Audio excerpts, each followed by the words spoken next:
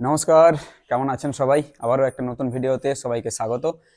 আজকে আমরা একটা খামারে এসে উপস্থিত হয়েছি, ডেয়ারি খামারে, যেখানে আমরা হয়ে গেল প্রায় 1 বছরের উপরে হয়ে গেল সেখানে আমরা ভিডিও করেছিলাম। তখন আমরা দেখেছিলাম এই ফার্মের কেমন কন্ডিশন ছিল, আর আজকে 1 বছর পার হয়ে যাওয়ার পর এসে দেখি আমরা কেমন কন্ডিশন রয়েছে।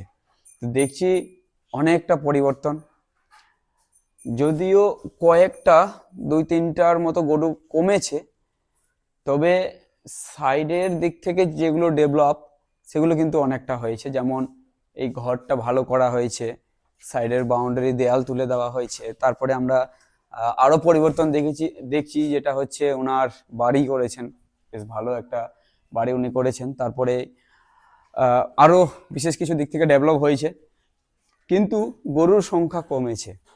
এর কি কারণ, এইসব বিষয় নিয়েই আলোচনা করব আজকে।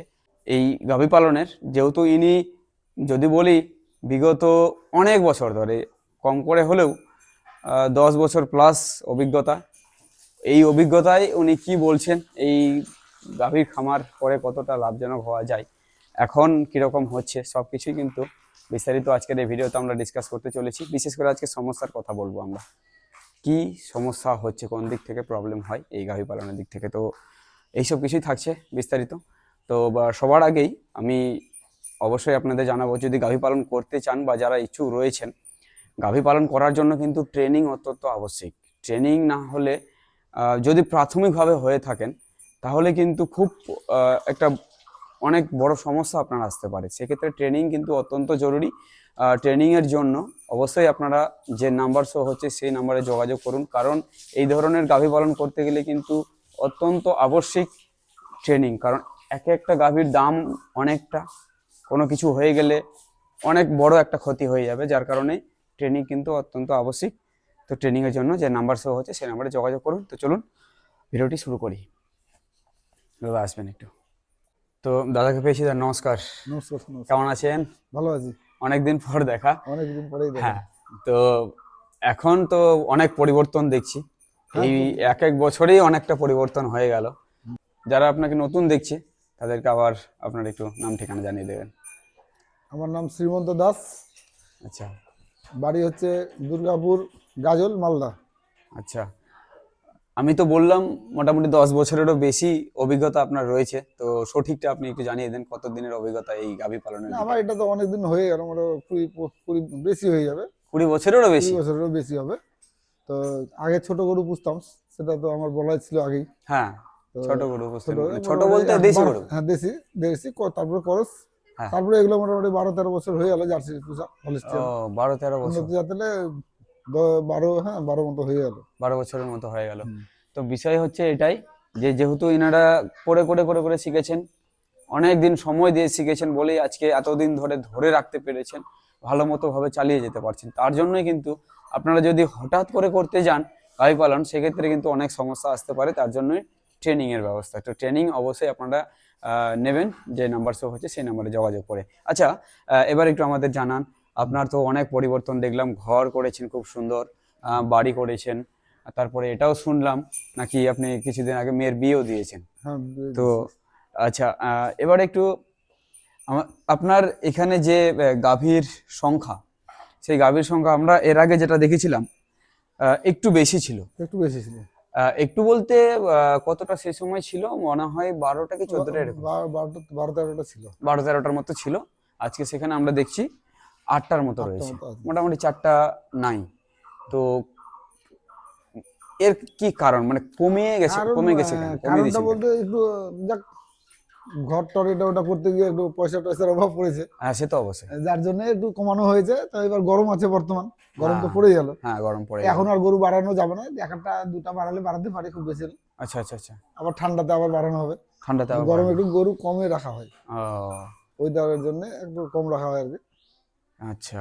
আর আমি একটু আপনার মুখে এটাও শুনলাম যে কিছুদিন আগে আপনার গরু কয়েকটা মারা গেছিল। হ্যাঁ, বাচ্চা হলো, ছোট বাচ্চা হলো সব, মানে ঠান্ডা পর্যন্ত যখন পড়লো, খুব হুম ঠান্ডার হুম আগে আগে গরু নিয়েছিলাম। হুম হুম। ঠান্ডার মধ্যে মানে একদিনে দুটা মারা হয়েছিল, 4-5 দিনের মধ্যে 6টা মারা হয়েছিল। 4-5 দিনের মধ্যে 6টা? হ্যাঁ, তো ওই সেটার বাচ্চা উড়ান সব। কি কারণ ছিল? কারণে ঠান্ডা লেগে মানে ওই দিনটা খুব ঠান্ডা ছিল, হঠাৎ ঠান্ডা? ঠান্ডাটা পড়ে গেছিল তো, হ্যাঁ হ্যাঁ হ্যাঁ, তার জন্য ঠান্ডাতে বাচ্চাগুলো মারা গেছে। ঠান্ডাতে মারা গেছিল। আচ্ছা, ঠান্ডার জন্যই তাহলে একটা অতিরিক্ত বড় ঠান্ডা, সমস্যা। মানে ঠান্ডা মানে ভালোই ঠান্ডা, হঠাৎ হুম, করে যেভাবে হাওয়া বইছিল সেইভাবে হুম। ঠান্ডা, আর বাইরের লোক বাছুর, দাঁড়াতেই পারছে না ঠান্ডাতে। বাছুরকে বাঁচানো আমি অনেক বেশিরভাগই ফার্মে দেখছি পারে না সবাই না, বাচ্চা ঠিক মতো বেশিরভাগই সামলাতে। নষ্ট হয়ে যায়, কিছুটা বাচ্চা বেঁচে যায়, যেমন ওই লাটের দুটো বাচ্চা আছে, হুম, কিছু হয়নি আর। তো আচ্ছা আচ্ছা। ওগুলো বাচ্চা, এগুলো বাচ্চার মধ্যে ওগুলো ছিল মানে ফারাক ছিল, হুম ওগুলো হুম। পার্সেন্টের বাচ্চাগুলোই মারা যায়। ও, এগুলো তো সাহিওয়ালের জার্সির মধ্যে আছে না বাচ্চাগুলো, ঠিক ঠিক ঠিক, ওগুলো যার জন্য মোটামুটি, ওগুলো মোটামুটি ওগুলো হয়ে ওগুলো যায়। ভালো জাতের ছিল না, আচ্ছা আচ্ছা। যার জন্য আর কি।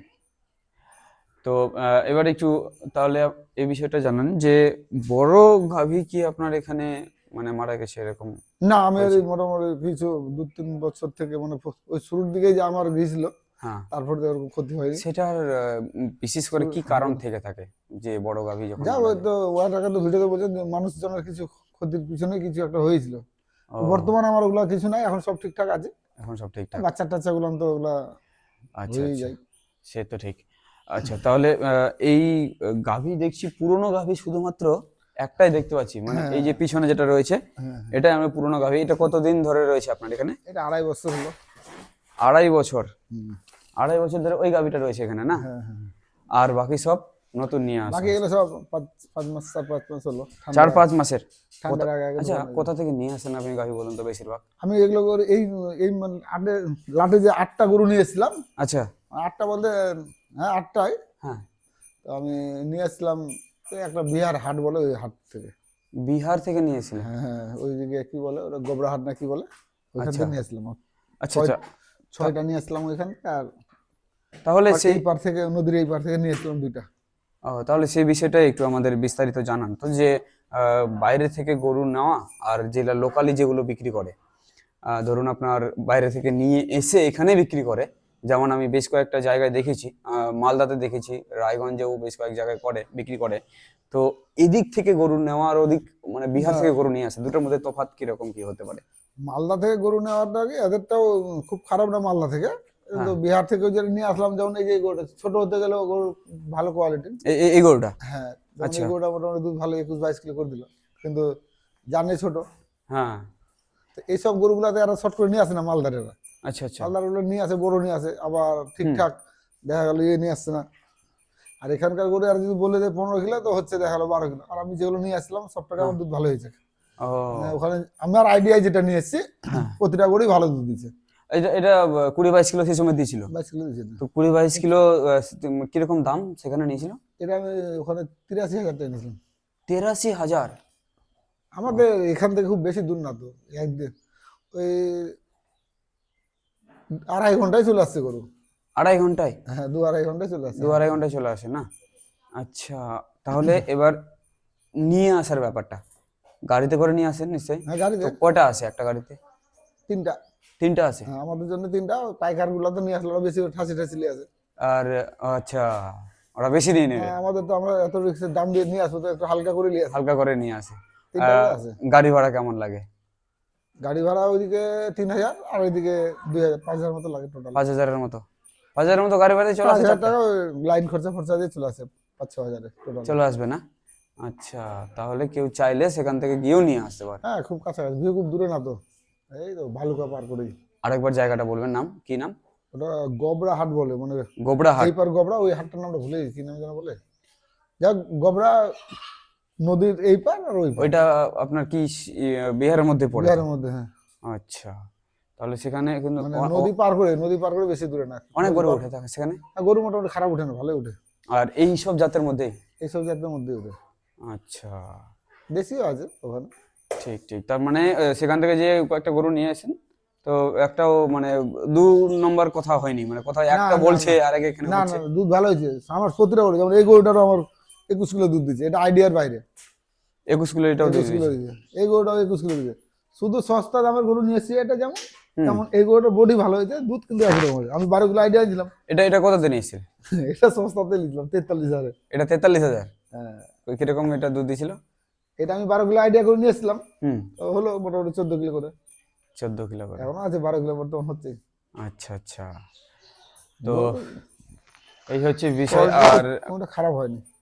আচ্ছা, তাহলে আর সব থেকে সমস্যা গরু পুষা এখন বিপদ, গরু দুধের না দাম বাড়লে সে থেকে মুশকিল হলো ওইখানে। আচ্ছা আচ্ছা, হ্যাঁ দামের নিয়ে গরুর কথাটা। কাঠির দাম এখন, খাবারের দাম বেশি, সবটাই বেশি বেশি, তাহলে কি করে কি করা যায়? কত কারির কিরকম দাম? কারি এখন তো 240 টাকা করে পণ বর্তমান। 240 টাকা পণ। আর এদিকে দানা 80 টাকা আঠির দাম 240 টাকা। বাহ। আর এদিকে আবার দানা আছে। দানার দাম বাড়তি, আর সবই বাড়তি, কোনোটাই কম নেই। আপনি তো তাহলে সবকিছুই কেনা, যা কিছু খাওয়াচ্ছেন আমার সব কেনা। সবকিছু কিনা। তাহলে কেনাতে একটা ভালো খরচ পড়ে যাচ্ছে। আর বিক্রি কিরকম দুধের রেট? দুধে তো বর্তমান 40 টাকা দিচ্ছি। 40 টাকা? 40 টাকাতে টাপ হয়ে যাচ্ছে। এটা টাপে হচ্ছে এখন বর্তমান। বর্তমান টাপে হচ্ছে না মানে যারা উঠানা দিতে পারো তাদের জন্য হয়ে যাবে। আবার যারা যারা দুটা গরু নিয়ে উঠানা যদি দেয়, উঠানে বাড়নে কিরকম? বাড়ি বাড়ি দিচ্ছে, আচ্ছা, দুয়ে নিয়ে গিয়ে বাড়ি বাড়ি বাড়ি দিচ্ছে। বাড়ি দিচ্ছে, ওদের পুষিয়ে যাবে। 50-60 টাকা করে যারা 60 টাকা করে বেচতে আছে, 55-60। হ্যাঁ, কিন্তু আপনার তো এত বেশি, এতটা দুধ তো সেরকম ভাবে সেল করা সম্ভব হবে না, না। আমার সেল করা সম্ভব হয় না, এই জন্য আমার পাইকার আছে, 4 জন আছে। দুধের এখন দুধে জুটানো যায় না বর্তমান। কিন্তু দুধ আমার 3 কুইন্টাল হলেও দুধ চলবে। তাহলে রেট কেন বাড়াচ্ছে না? দুধ যখন জুটছে ওখানে না। তো কথা, রেট আমি দিচ্ছি না, আরেকজন দেওয়ার জন্য রেট দিয়ে আছে। ও, এই হচ্ছে আমি দিব বিষয়। না, আরেকজন তো দিচ্ছে রেট, কারণ সেটা 38 টাকা দিয়ে দিচ্ছে। এই এলাকায় কিন্তু কোনো সমিতি নেই। সমিতি বলতে আপনার যেমন আমুল বা রেড কাউ, অন্যান্য যেরকম এগুলো রয়েছে, এখানে কিন্তু কিছুই নেই। এখানে এমনি মার্কেটেই দিতে হয়। আচ্ছা, এগুলো ছানা টানা তৈরি করে, ছানা ঘি তৈরি ছানা করে, আমাদের এখানে এগুলো ছানার মার্কেটটা টোটাল অন্য লোকের, মানে ওরা ওই ঘোষ আলাদা আছে, ও আচ্ছা, ওরা ছানা অন্যকে মানে তৈরি করে বেচতে দিবে না, বেচতে দিবে না, ওরাই বেচবে। একটা সমিতি করে নিয়েছে ওরা। হ্যাঁ, ওদের ওইভাবে সমিতি করা আছে। আচ্ছা। আর এরকম একটা হয়তো বিষয় যে নিজের থেকে আমি বাড়িতে তৈরি করলাম, বাড়ি থেকে আমি বিক্রি করছি। বাড়িতে তৈরি করে যদি আমি মিষ্টি টিষ্টি বানিয়ে সেল দিতে পারতে পারি, ঠিক আছে। ও, আর এই যেমন পনির, ঘি, এইসব কিছু। এইসব কিছু চিন্তা ভাবনা আছে, দেখা যাক কি করছি এখন। ঠাকুর উপরে একজন আছে, সে যদি হয়তো জায়গা টায়গা তো করা হচ্ছে, করা হচ্ছে, ঠিক। জায়গা বাড়িয়েছি। আর গরু বাড়ানোর চিন্তা ভাবনা আছে? চিন্তা ভাবনা এইবার গরমে আর অত বাড়াবো না, গরমে ওটাই দুটা নিতে পারি খুব বেশি। তাহলে এখন বর্তমানে টোটাল কিরকম দুধ? ঠান্ডার আগে আগে আবার দেখা গেল 14টা 15টা ফের হয়ে যাবে। আচ্ছা, এখন বর্তমানে কিরকম দুধ হচ্ছে, কতটা? এখন একটু কম কম আছে, কুইন্টালের ধারে পাশে। 1 কুইন্টালের আশেপাশে।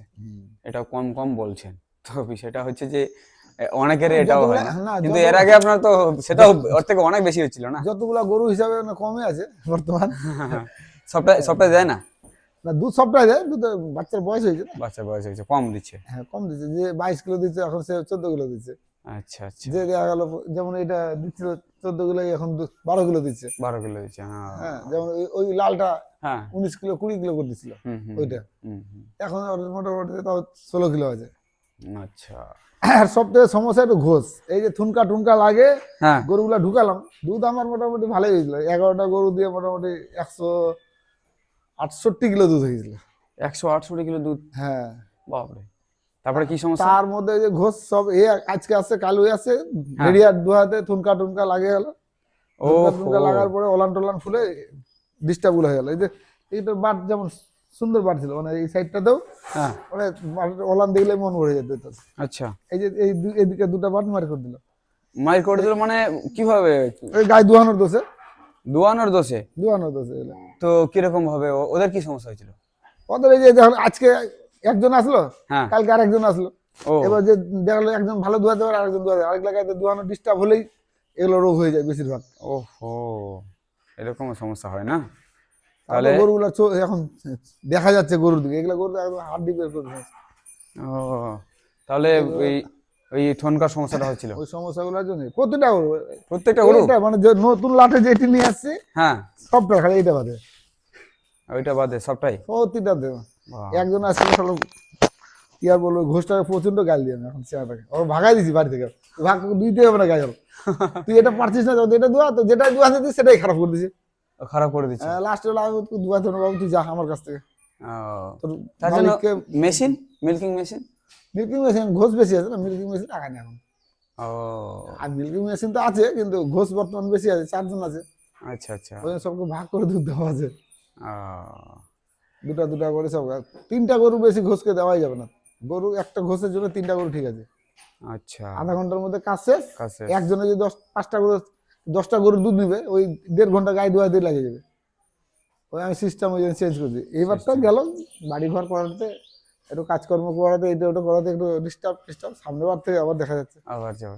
সিজনে। তো এই হচ্ছে বিষয় এনার একটা মানে অনেকদিন আগে তো করেছি, আপডেট দেওয়ার চেষ্টা করলাম এতদিন পরে কি অবস্থা। সত্যি খুব ভালো লাগলো দেখে যে সব কিছুই একটু সিস্টেমেটিকভাবে দাঁড়িয়ে গেছে।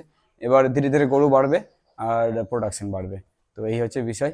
তো নমস্কার, অনেক ধন্যবাদ নমস্কার। সময় দিলেন। কারণ দেখুন, গরুর খামারে যারা থাকে সারা দিন ফাঁকা থাকে না, তাই তো, সব সময় ব্যস্ত থাকে। তো এই হচ্ছে বিষয়। কেমন লাগলো ভিডিওটি? আশা করি ভালো লেগেছে। যদি ভালো লাগে অবশ্যই ভিডিওটিকে লাইক করুন, আর ট্রেনিংয়ের জন্য অবশ্যই যোগাযোগ করুন, কারণ ট্রেনিং অত্যন্ত আবশ্যিক। ইনি যেরকম বললেন, যে যে সমস্যাগুলো বললেন, সেই সমস্যা মানে এগুলোই ট্রেনিংয়ে শেখানো হয়, জানানো হয়। তো অবশ্যই ট্রেনিংয়ের জন্য যে নাম্বার শো হচ্ছে সে নাম্বারে যোগাযোগ করুন। তো চলুন, দেখা হচ্ছে নতুন ভিডিওর সাথে। ভালো থাকবেন, সুস্থ থাকবেন, ধন্যবাদ।